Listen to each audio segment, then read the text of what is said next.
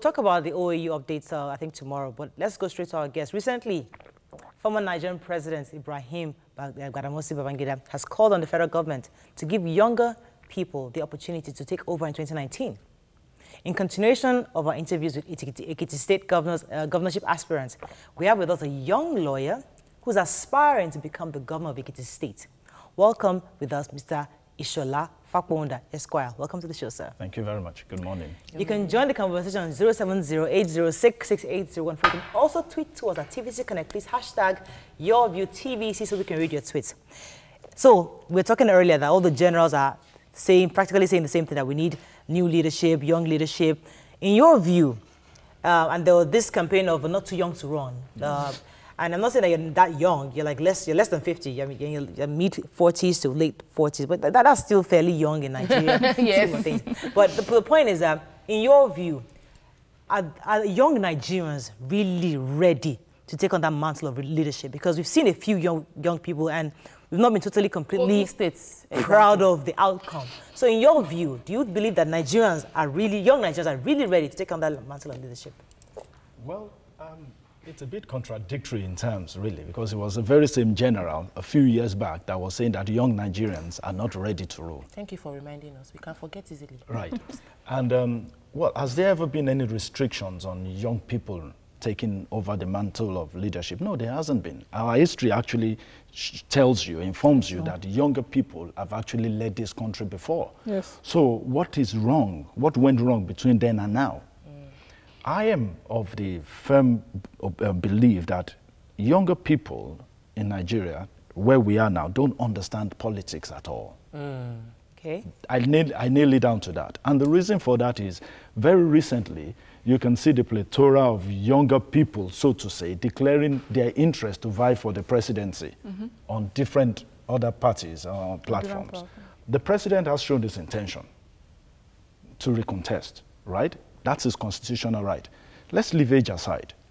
Why isn't there anybody right now in the APC, so-called younger people like myself, or even younger, right, declaring their interest as well within the APC to vie for that? That will really shake the platform. Even the thing is a wise elephant project, because hey, we have those godfathers there who would probably not give you an opportunity. Other parties are willing to embrace younger leaders, but the APC and PDP parties they are somewhat that you know the godfathers are there, and they are not there. There's always that thing of wait for your turn mentality within those parties. Do you agree? I know people talk about godfatherism and stuff like that, but look, we are in a society that have elders. Right. Right. And these parties that we're talking about, both the APCs and the PDPs, didn't just drop from the sky. Right. They were formed, and people have stayed the course to direct the affairs of these parties. And if you've been a member of a party for 10, 15 years, you will be like a stakeholder in that party. Now, so you're saying we should be more involved in partisan politics? Yes.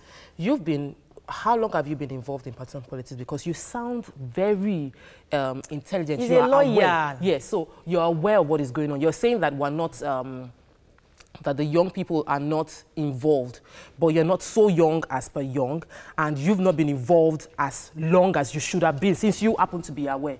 I'm going to ask you about your aspirations later. We just want to first get the information about what's all this. Yeah, this one is young. This one is you're not too young. So, what exactly are they saying? Because we know that to be a politician in Nigeria, you need a whole lot of money, and young people don't have the money. So, what are you saying? Let's go back a little bit into basics, right?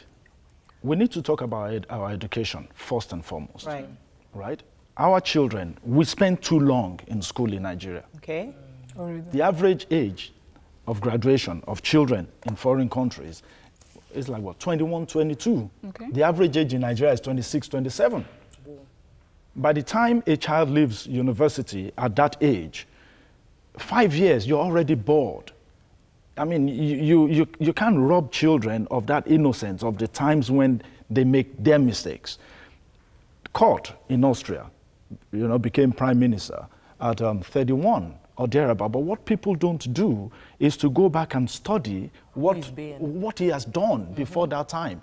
In France as well, everybody celebrated Macron and all of that at his age. But look at how long he's left school and how long he has spent in public life.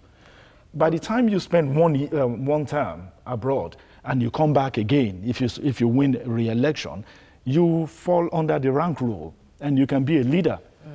So now okay, sorry, let's go back. I'm happy that you brought this education and young people being in school for too long. Yes. But I hope this is not something you're putting on the young people. It is not their fault that they are spending that long in school.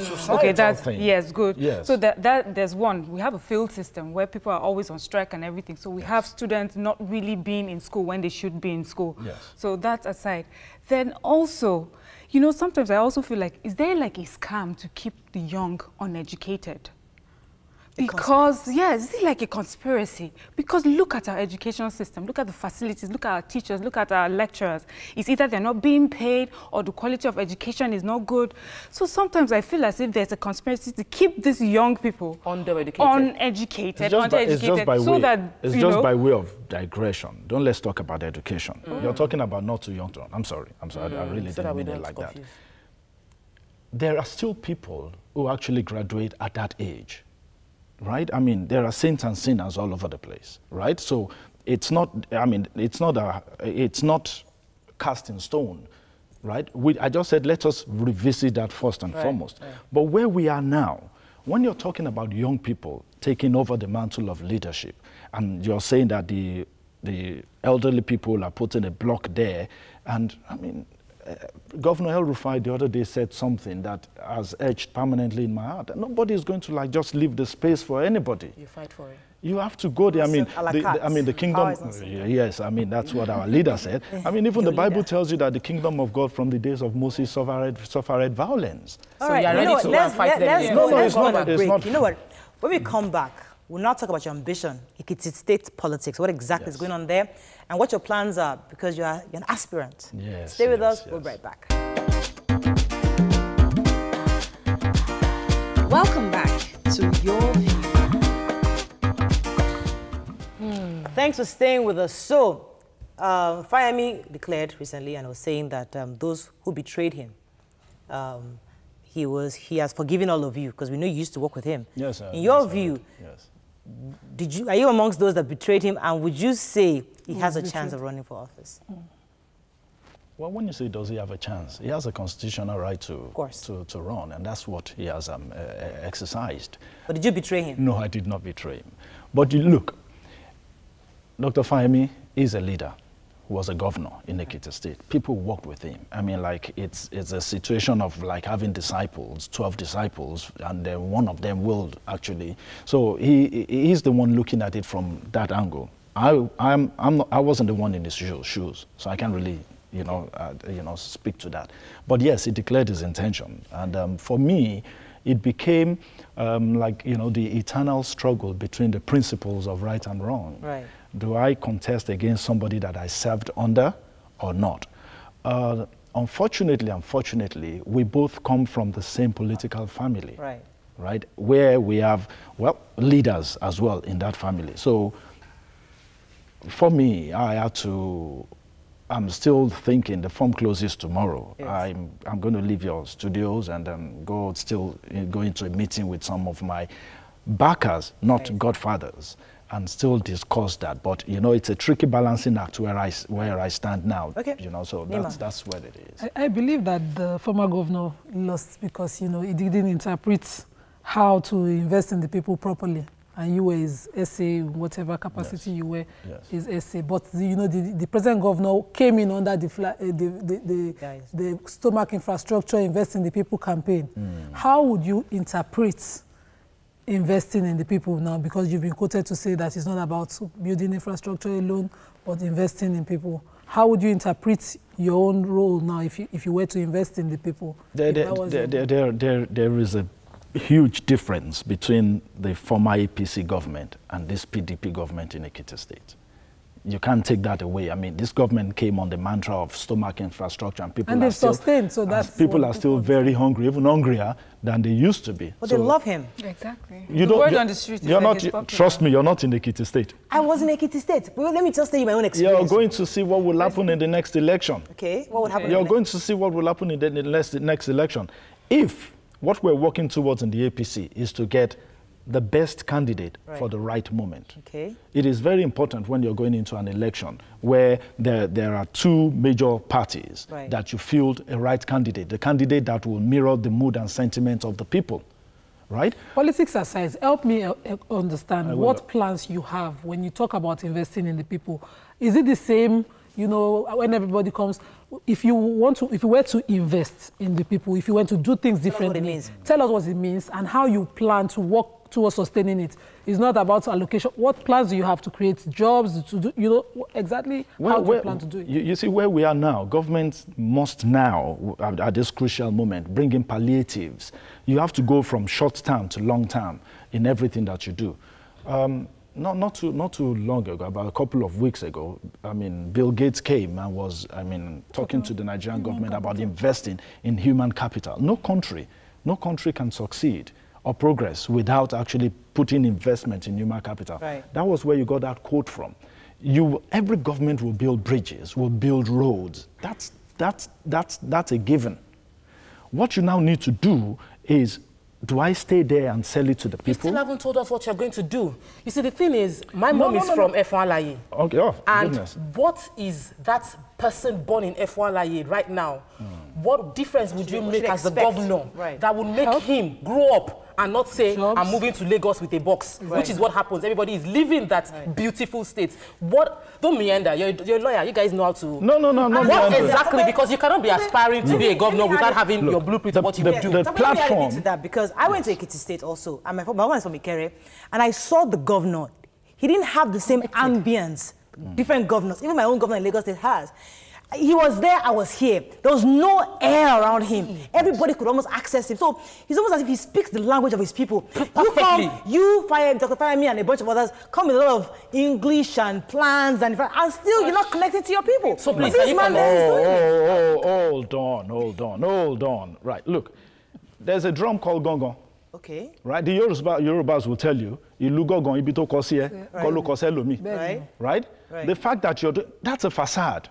The fact that you're doing all that and people are still complaining, you just asked me a question about F1 and all of that. It used to be in times past when people will send their children from Lagos or even London to school in Ekiti State. Ekiti State is known for certain things. First and foremost, the land of the professors. Education is the most lucrative aspect in the world. So how do we tap into that? How do we bring that out?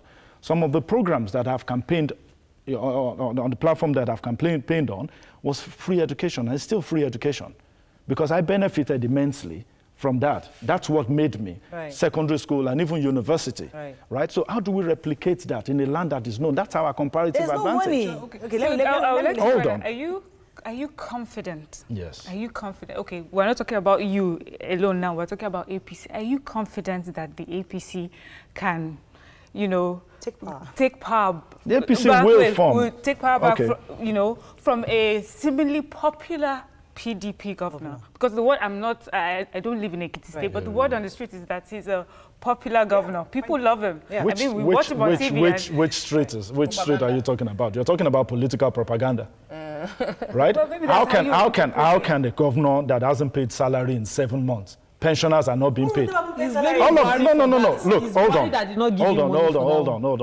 on. When you're governor or you're the head of an organization, right? You take the rough with the smooth. You take both the benefits and the attendant obligation, don't you? Right? So you don't make excuses, right? But I won't delve too much into that because, of course, there are bigger issues than that. You have to be governor in this day and age. You have to be futuristic. You have to think about how to build an economy anywhere that you're governor. So how will you do that, sir? Because Osun State had the crisis of depending on the federal allocation and making lots of projects and got indebted. And right now we're just quiet. So we've seen that you need to generate the economy yourself. Has Osun State not been, a victim of the down prices? So the same thing that happened to Ekiti. What we're saying is you cannot be governor now, right? And by relying on handouts from the federal government. So let me tell you something that we have in Ekiti. You've been to Ekiti. Your mom is from F1, beautiful place, actually, right?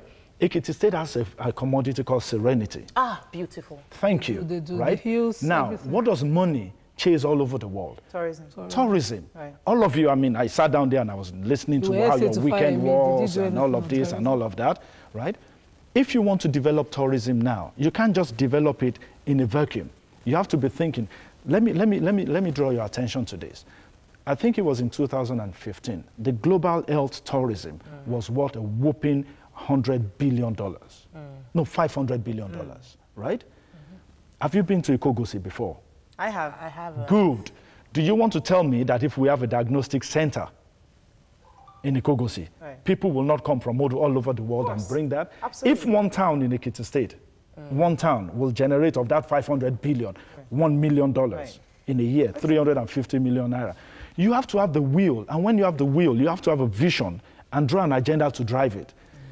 We must fund education in a place like Ekiti State. Ekiti State must be... Okay, we agree with you. You see, when I go to Ekiti, you see, and not just Ekiti, all the southwestern states, aside from Lagos, they are some poor people. You know, when you start building, investing in tourism, they'll be wondering, the Bolly woman that Fire Shake stops to and say hello to, or the Amala seller.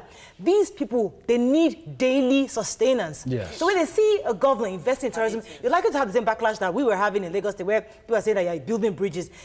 The first need of the people right now is Did you see the magic? Did you see the magic that happened in Osun State? Look, the people that you're talking about, we have subsistence economy in a whole lot of our states, especially in Ekiti State, right? What we're trying to get, what we should try and get the states of the Southwest, or even Nigeria to do right now, is to cooperate amongst themselves. Regional integration. You agree with the restructuring? Restructuring, yes. But look, in order to restructure, politics is about interest. In order to restructure, why don't we get states, co-terminal states, or states that have the same interest in certain areas, to actually cooperate amongst them? Can you... Like regional integration. Can you imagine, I mean, the governor of Osun State has been championing that for a while now, right? Can you imagine if Osun and Ekiti were cooperating on educational terms, and Lagos and the Ogun State, can you imagine if Lagos and Ogun State would cooperate economically? Right. I mean, majority of Lagos State and Ogun State, what's the difference between these states? Anyway, the late Obafemi Awolowo actually, did not advocate for the Yoruba states to have different states, but one state to be able to drive that development. So we're going back there now, isn't it? Okay, that brings me to something I read about where you talked about rice. If you could produce rice, Lagos State won't have to be going to Kebbi State, about that. Kebbi was willing to partner. Yes, I'm saying, why haven't you thought about this a lot? That was something that still leaves a bitter taste in my mouth. And I believe that is an indictment on states of the Southwest, without taking anything away from Kebbi State. Kebbi State must have done well for themselves. What will make Lagos State to take money all the way from Lagos State? Right? Plus 5 states. Plus all those 5 states and take to Kebbi State. Lagos State don't have land for farming. No, I'm saying not in Lagos State. Why couldn't Lagos? Ekiti State has rice. Yeah. You all know Father rice. Igbemo plants rice. So that means... We have to go on a break, unfortunately. Yes, okay. We have to go on a break. When we come back, we'll now talk very quickly about your plans, your direct plans, because that's the last segment of the show for Ekiti State. And hopefully, what will happen if you get the ticket, the APC ticket. Stay with us. We'll be right back.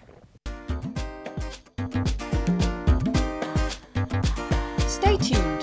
Your View will be right back.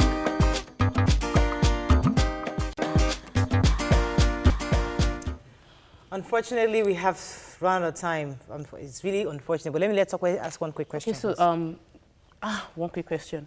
What is the pedigree? What should make people vote for you? What should make people consider you? What do you think should be that word that will make the people of the party? Yes. We need to take Ekiti. Upgrade Ekiti is the slogan that we're using. Why is not campaigning here? We need these states like Ekiti State. We need people who will be futuristic in their approaches to governing states like that. And you already have the person from PDP being a young person, so APC needs to feel the young person. Do you agree? I agree with you, but I mean, we don't have a lot of old people, vying for that ticket. So we're just looking for the best candidate, the right candidate for this right time. You're going to concede to fire me? I'm not conceding to anybody. Okay. The party is my primary constituency. So if there's a possibility you might not get the ticket, because there's another lady here last week. Politics is a game. Right. So when you go in there, you must go in there with a mindset to win or lose. It is when people go in there with a mindset that they must win. Can you afford to win? Do you have the money, the kind of money you need to win? Yes. No, but we're doing our best. Yeah, it's too expensive. Nima had a quick question for you. No, you know, he had spoken at a lot of fora, and I'm sure he said that the term CEO, Chief Executive Officer, used to address His Excellency used to address governors and all that was not good. You know, a governor should be the servant of the people. Yes. And you know, I wondered how different you would interpret that again, as compared to the servant of the people governor from Niger State, who was the servant of the people, but today is facing FCC trials. I think when you're making references, right, let us pick the right references, not the wrong ones, because the wrong references actually defeat the whole purpose of. Unfortunately, we can't take any more of this. Yes. We've run completely out of time. When is the primary? May. So you have some time to gather the monies required. That's all we can take. Have a fabulous day. We'll see you tomorrow. Bye-bye. We won't fire.